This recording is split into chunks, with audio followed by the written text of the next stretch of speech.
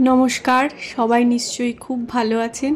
চলে এসেছি আরেকটি নতুন ভিডিও নিয়ে। আজকের ভিডিওতে থাকছে ভার্সাই প্যালেস মিউজিয়াম।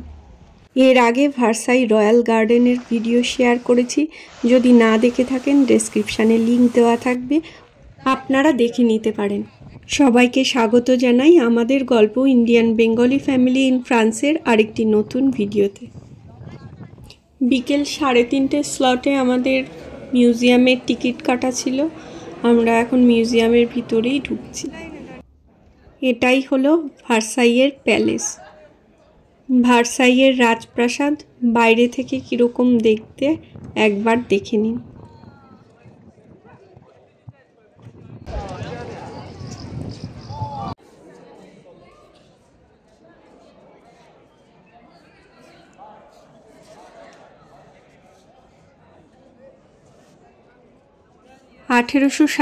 সালে প্রথম এই প্যালেসটিকে মিউজিয়াম হিসেবে সাধারণ মানুষের সামনে খুলে দেওয়া হয়। এই প্রাসাদে রাজারানীর ব্যবহারের ঘর, রাজপরিবারের সদস্যদের ব্যবহারের ঘর, আবার প্রাসাদের মধ্যে একটা চ্যাপেলও আছে। ফ্রান্সের রাজা লুইস 13 প্রথম এই প্রাসাদ তৈরির কাজ শুরু করেন। চলুন প্রাসাদ মিউজিয়াম দেখতে দেখতে এই প্রাসাদ তৈরির গল্পটা একটু একটু করে আপনাদের সাথে শেয়ার করি। দেখুন, ভিতরে ঢুকে গেছি, আর ওই যে পিছন দিকে বাগানটা দেখা যাচ্ছে। ভেতরে ঢোকার পরেই এই বারান্দাটা প্রথম পড়ে। এখানে বেশ কিছু বিভিন্ন রকম মূর্তি স্থাপত্য শো করা আছে। এগুলো বিভিন্ন বিখ্যাত ফরাসি ভাস্করের ভাস্কর্য। ঢুকেই ডান দিকে ম্যাডামদের ঘর। বিভিন্ন সময়ে বিভিন্ন ম্যাডামরা এই ঘরগুলোতে থাকতেন, তারই চার্ট এখানে দেওয়া রয়েছে। ভার্সাইয়ে ফ্রান্সের রাজাদের প্যালেস তৈরির ঘটনাটা খানিকটা এরকম। লুইস 13 তখনকার ফ্রান্সের রাজা তার বাবা হেনরি 4-এর সাথে 1607 সালে আগস্ট মাসে প্রথম ভার্সাইতে এসেছিলেন শিকার করতে। বলে রাখি, এখন আমরা যে ঘরটিতে রয়েছি এটি রাজা লুইস 15-এর মেয়ে অ্যাডেলাইডের ঘর। রাজা লুইস 15-এর 2 মেয়ে ছিল, ম্যাডাম অ্যাডেলাইড আর ম্যাডাম ভিক্টোরিয়া। তারা দুজনেই সম্ভবত অবিবাহিত ছিল এবং তাদের শেষ বয়স পর্যন্ত ভার্সাইয়ের এই প্যালেসেই তারা থাকতেন। হ্যাঁ, এবার প্রাসাদের গল্পটা বলি। লুইস 13 1607 সালের 24শে আগস্ট প্রথম ভার্সাইতে তার বাবা হেনরি 4-এর সাথে শিকার করতে আসলেন। এবার এই জায়গাটা তখন ছিল ঘন বনে ঘেরা একটা তৃণভূমি। এখানকার এই তৃণভূমি জলভূমিতে প্রচুর শিকার মিলত। লুইস 13-এর সেই জন্য এই জায়গাটা খুব পছন্দ হয়েছিল। এরপর 1610 সালে ওনার রাজ্যাভিষেক হয়। 1621 সালে উনি আবার এখানে ফিরে আসেন শিকার করতে। 1623 সালে তিনি এখানে একটা লজ তৈরি করেন। এটা হলো রাজা লুইস 15-এর মেয়ে ম্যাডাম ভিক্টোরিয়ার প্রাইভেট চেম্বার, শয়নকক্ষ। হ্যাঁ, প্যালেস তৈরির গল্পটা বলছি। 1631 থেকে 1634 সালের মধ্যে এই প্রাসাদের ভিত্তিপ্রস্তর স্থাপন করেন লুইস 13। লুইস 13-এর এই জায়গাটা এতটাই ভালো লেগেছিল, তিনি ওই সাধারণ শিকার করার লজকে রাজাদের বসবাসযোগ্য একটা রাজপ্রাসাদে রূপান্তরিত করার চেষ্টা করেছিলেন।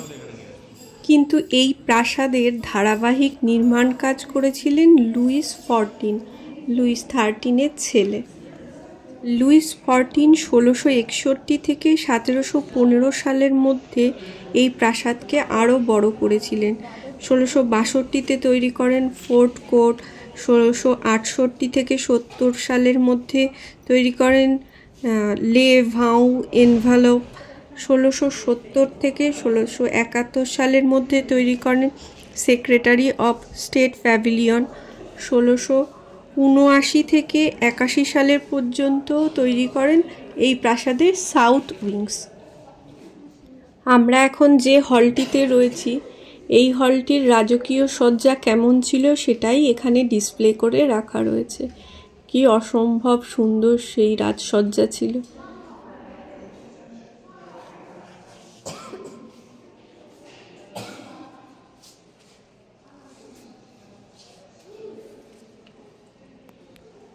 দেখুন, এই হলে ঢোকার আসল গেটের প্রতিচ্ছবি পড়েছে এই রেপ্লিকার উপরে। রাজা লুইস 14 এই রাজপ্রাসাদকে পরে আরও প্রসারিত করেন। 1681 থেকে 1684 সালে গ্র্যান্ড কমিউন তৈরি করেন। 1685 থেকে 1689 সালের মধ্যে নর্থ উইংসটা তৈরি করেন। 1699 থেকে 1710 সালের মধ্যে রয়্যাল চ্যাপেলটা তৈরি করেন। রাজা লুইস 14 পর এখানকার এই ভার্সাইয়ের প্যালেস দীর্ঘ অবহেলার মধ্যে পড়ে থাকে। তখন লুইস 15 এখান থেকে কোর্ট সরিয়ে নিয়ে যান প্যারিসে।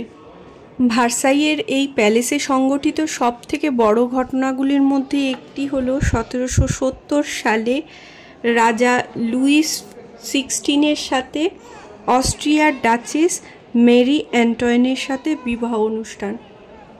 দরজাগুলোর কাজ দেখেছেন? কি অপূর্ব কাজ করা সমস্ত দরজাগুলোতে।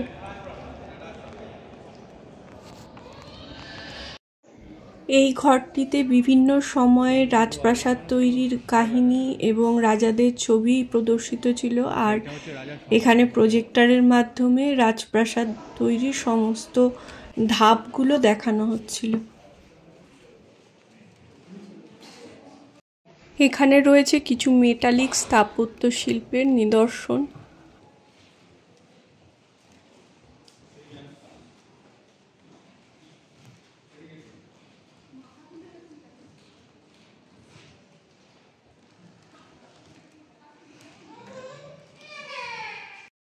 এবার আমরা এসেছি আর্ট গ্যালারিতে। বিভিন্ন ফরাসি পেইন্টারদের ছবি এখানে প্রদর্শিত হয়েছে।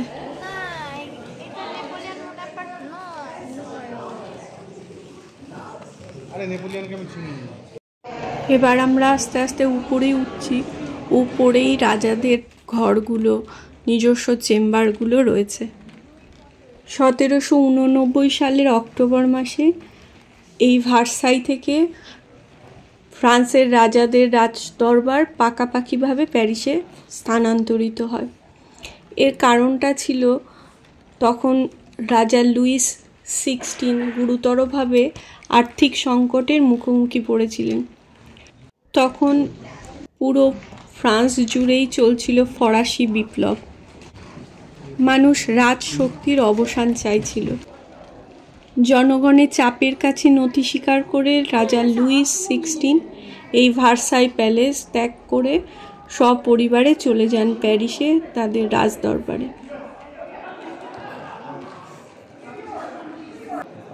এখন আমরা রয়্যাল অপেরা হাউসের দরজার সামনে দাঁড়িয়ে রয়েছি।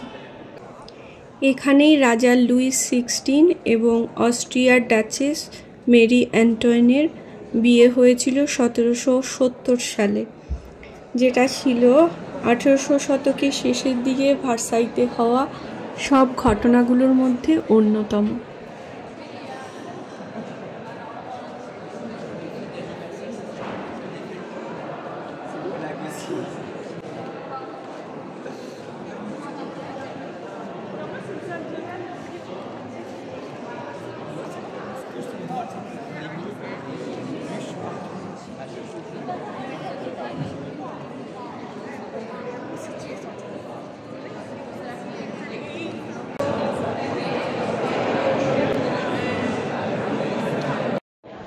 এবার আমরা ভার্সাই প্যালেসের সব থেকে আকর্ষণীয় যে চেম্বারগুলো, রাজা যেই চেম্বারগুলোতে থাকতেন সেই চেম্বারগুলো দেখতে। যদিও সব চেম্বারগুলো খোলা নেই, যেগুলো খোলা আছে সেগুলো আমরাও দেখছি, আপনাদেরকেও দেখাচ্ছি। যেমন এই দরজাটাই বন্ধ রয়েছে, এই দরজার ওপাশে কি আছে সেটা কিন্তু সাধারণ মানুষ দেখতে পাচ্ছে না। দেখুন, এই ঘরের ছাদটাতে যে পেন্টিংটা করা আছে কি অসাধারণ, প্রত্যেকটা জিনিস খুব নিখুঁতভাবে করা। এই প্রত্যেকটা ঘর রাজা লুইস 14, রাজা লুইস 15, লুইস 16 তাদের জীবন দশায় কোনো না কোনো ঘরে কাটিয়েছেন। ভাবলেই কেমন রোমাঞ্চকর লাগছে, তাই না? রাজা লুইস 14 সময় এই রাজপ্রাসাদের বেশিরভাগ অংশই তৈরি হয়েছিল, এই চেম্বারগুলোও সেই সময়ই তৈরি হয়েছিল। কিন্তু রাজা লুইস 15 এবং 16 তাদের সময়ে, তাদের রাজত্বকালে এই চেম্বারগুলোকে তাদের প্রয়োজন অনুযায়ী এই চেম্বারগুলোকে চেঞ্জ করেছিলেন। দেখুন এই ঘরটার সজ্জা কি অসাধারণ, কি নিখুঁত এবং কি রাজকীয়। এই ঘরেরও একটা দরজা খোলা নেই।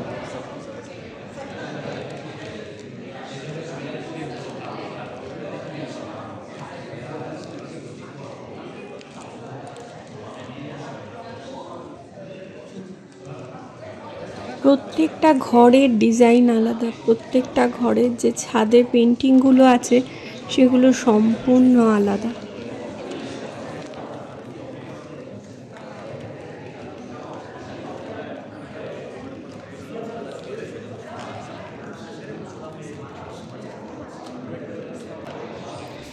এই চেম্বারগুলো সবগুলোই ছিল রাজার ব্যবহারের নিজস্ব চেম্বার।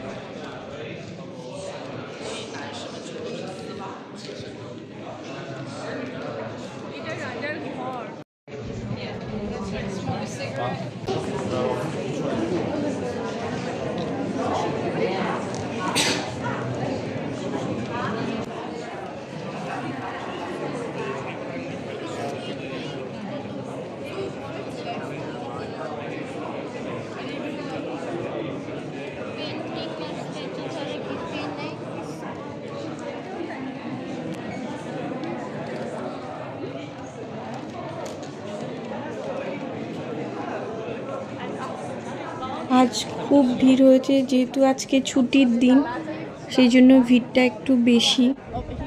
আর এই সময়টা ইউরোপের ওয়েদার খুব ভালো থাকে, খুব বেশি গরমও পড়ে না, আবার ঠান্ডাটাও কমে আসে আস্তে আস্তে। সেই জন্য এই সময়টা টুরিস্টের ভিড় সব থেকে বেশি থাকে।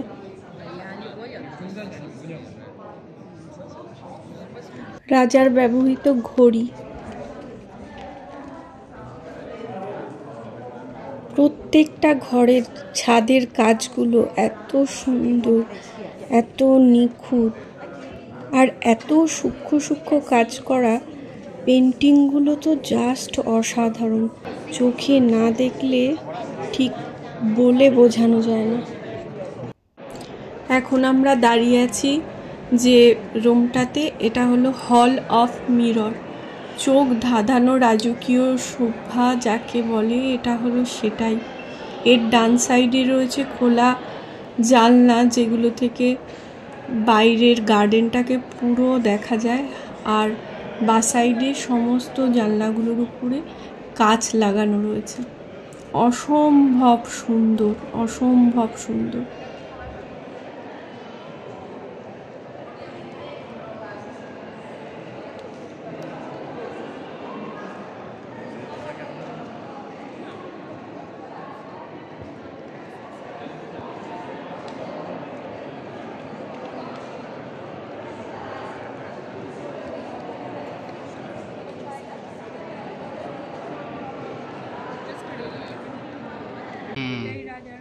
এই চেম্বারগুলো সবই রাজার প্রাইভেট চেম্বার ছিল। এগুলোতে ভিতরে ঢোকা যায় না, একটা জানলা দিয়ে দেখা যায়। এটা রাজার শয়ন কক্ষ ছিল।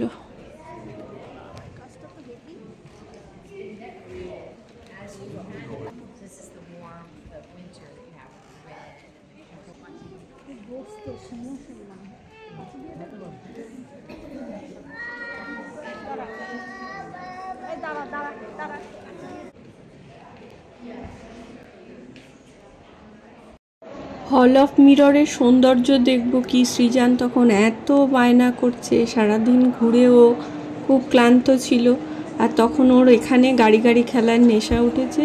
ওই দড়িগুলো ধরে ও ট্রেন গাড়ি খেলবে, ওকে খেলতে দিতে হবে, না হলে শুয়ে পড়ছিল।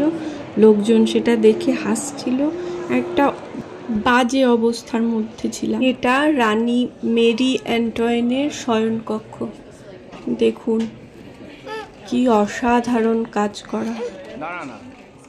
এই রানী অ্যান্টোয়াইন ছিলেন প্রচণ্ড শৌখিন।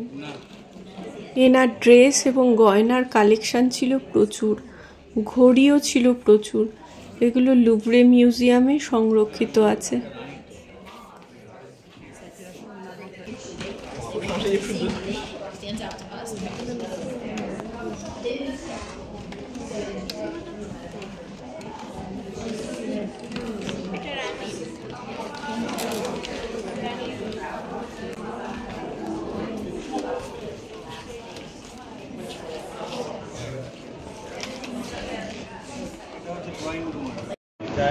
এই ঘরটার মাঝখানে একটা স্তম্ভ আছে আর এর চার দেওয়ালে চারটে খুব সিগনিফিকেন্ট ছবি পেন্ট করা আছে। নেপোলিয়ান বোনাপার্টের করোনেশন প্রোগ্রামের ছবি এটা। কোনটা? এইটা? এইটা বাবা? এই যে ডান দিকে। তুমি নেপোলিয়ানকে চেনো না? না। আরে यार, তুমি ইন্ডিয়া চলে যাও। নেপোলিয়ান বোনাপার্ট প্রথমের ছবি এটা।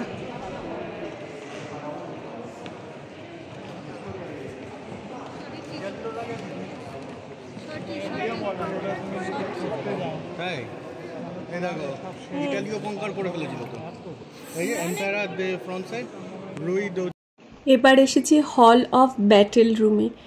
এই রুমের প্রতিটা দেওয়ালে ফ্রান্সে যত যুদ্ধ বিগ্রহ হয়েছিল তার সমস্ত পেন্টিং রয়েছে, আর রয়েছে সমস্ত জেনারেলদের আবক্ষ মূর্তি। ফরাসি রাজাদের ভার্সাইয়ের এই প্রাসাদ প্যারিসের প্রাসাদের মতোই গুরুত্বপূর্ণ ছিল। এই প্রাসাদের সাথেও ফরাসি বিপ্লবের সরাসরি যোগসূত্র ছিল। রাজা লুই 16 এবং রানী মেরি অ্যান্টোয়েন এখান থেকে বিতাড়িত হওয়ার পরে প্যারিসে চলে যান। পরে বিপ্লবী সরকারের কাছে তাদের রাজকীয় ক্ষমতা সমর্পণ না করার জন্য রাজা লুই 16 এবং রানী মেরি অ্যান্টোয়েনের গর্দান নেওয়া হয়। ফরাসি বিপ্লবের ঘটনা যেমন ঘটনাবহুল তেমনই জটিল। রাজাদের এই অতি আড়ম্বরপূর্ণ জীবনযাপনই রাজপরিবারকে ধ্বংসের মুখে ঠেলে দিয়েছিল। ইতিহাস যাই হোক না কেন, ভার্সাইয়ের এই প্যালেস আপনাদের কেমন লাগলো অবশ্যই কমেন্টস করে জানাবেন। আমার জীবনের এই গল্পগুলো যদি আপনাদের ভালো লাগে তাহলে চ্যানেলটিকে সাবস্ক্রাইব করে অবশ্যই আমার পাশে থাকবেন। দেখা হবে আরেকটা নতুন ভিডিওতে। ততক্ষণ পর্যন্ত সবাই ভালো থাকবেন, সুস্থ থাকবেন, সাবধানে থাকবেন।